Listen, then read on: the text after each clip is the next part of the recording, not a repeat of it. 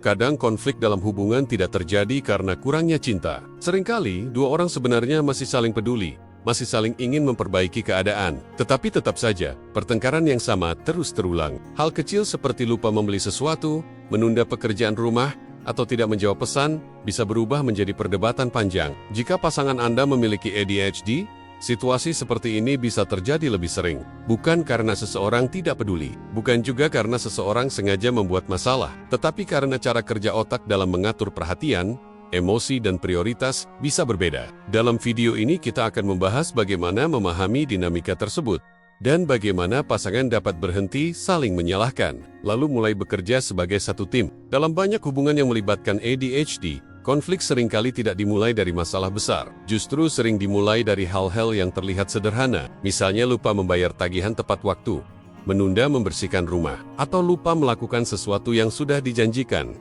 Ketika kejadian seperti ini terjadi sekali atau dua kali, biasanya pasangan masih bisa memaklumi. Tetapi ketika pola yang sama terjadi berulang kali, emosi perlahan menumpuk. Perasaan yang muncul bukan hanya kesal, tetapi juga kelelahan emosional. Pasangan yang tidak memiliki ADHD sering merasa seperti harus terus mengingatkan, mengatur, atau memperbaiki sesuatu. Perasaan ini bisa membuat mereka berpikir bahwa pasangan mereka tidak cukup berusaha. Sementara di sisi lain, individu dengan ADHD sering merasa mereka sudah mencoba, tetapi tetap saja hasilnya tidak sesuai harapan. Situasi ini menciptakan kesenjangan pemahaman. Satu pihak merasa diabaikan, pihak lain merasa tidak dimengerti.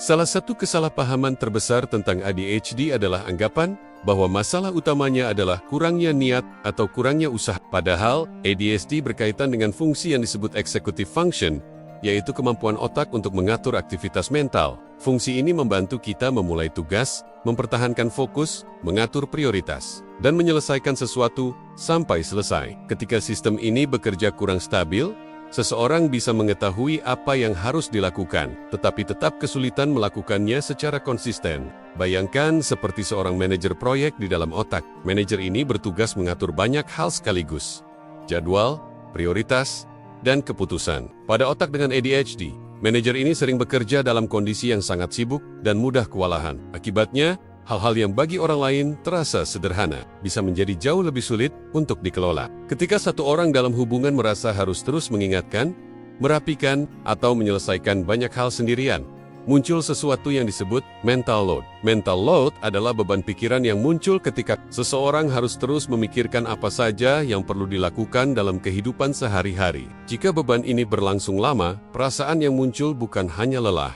tetapi juga rasa tidak adil.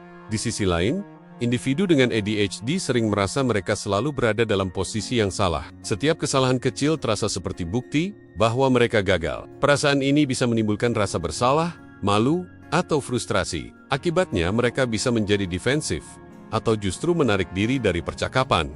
Banyak pasangan dengan ADHD terjebak dalam pola konflik yang berulang. Kesalahan kecil terjadi, kemudian muncul kritik. Kritik memicu perasaan diserang. Perasaan ini memicu respons defensif, dan percakapan yang seharusnya menjadi solusi justru berubah menjadi pertengkaran.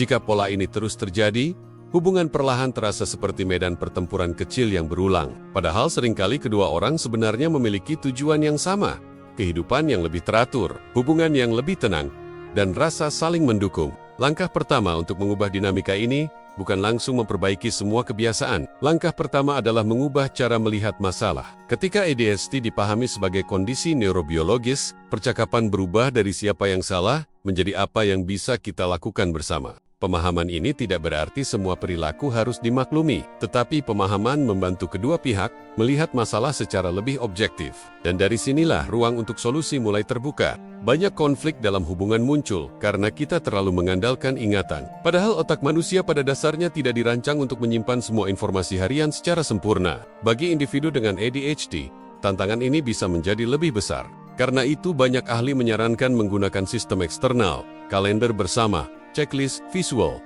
pengingat digital. Sistem seperti ini membantu mengubah tugas dari sesuatu yang harus diingat menjadi sesuatu yang bisa dilihat. Cara kita menyampaikan pesan sering menentukan apakah percakapan akan menjadi solusi atau konflik. Kalimat yang terdengar seperti tuduhan biasanya memicu reaksi defensif, Otak manusia secara alami bereaksi terhadap kritik sebagai ancaman. Sebaliknya, komunikasi yang dimulai dari pengalaman pribadi misalnya, dengan mengatakan, "Aku merasa lebih mudah diterima." Pendekatan ini membantu percakapan tetap fokus pada solusi, bukan pada saling menyalahkan.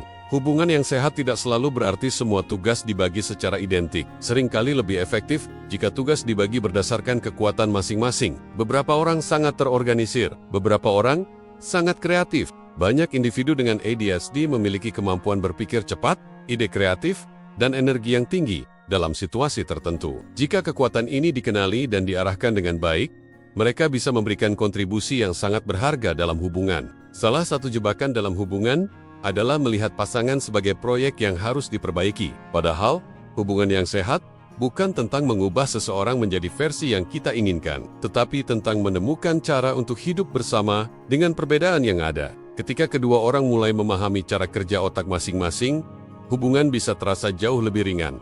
Hubungan yang sehat bukan hubungan tanpa konflik. Konflik adalah bagian alami dari interaksi manusia. Yang membuat hubungan bertahan adalah kemampuan untuk menyelesaikan konflik dengan cara yang saling menghormati. Ketika pasangan berhenti melihat satu sama lain sebagai lawan dan mulai melihat diri mereka sebagai tim yang menghadapi tantangan bersama, banyak dinamika hubungan mulai berubah. Mungkin selama ini konflik dalam hubungan terasa seperti masalah yang tidak ada akhirnya. Tetapi terkadang perubahan terbesar terjadi bukan ketika seseorang berubah sepenuhnya, melainkan ketika dua orang mulai memahami bagaimana otak masing-masing bekerja. Dari sana, hubungan bisa berubah dari tempat penuh konflik, menjadi ruang untuk belajar dan tumbuh bersama. Jika video ini membantu Anda memahami ADHD dengan cara yang lebih manusiawi dan lebih ilmiah, dukung channel ini dengan subscribe, like, dan share. Karena semakin banyak orang memahami cara kerja otak, semakin banyak hubungan yang bisa berubah dari konflik menjadi kolaborasi.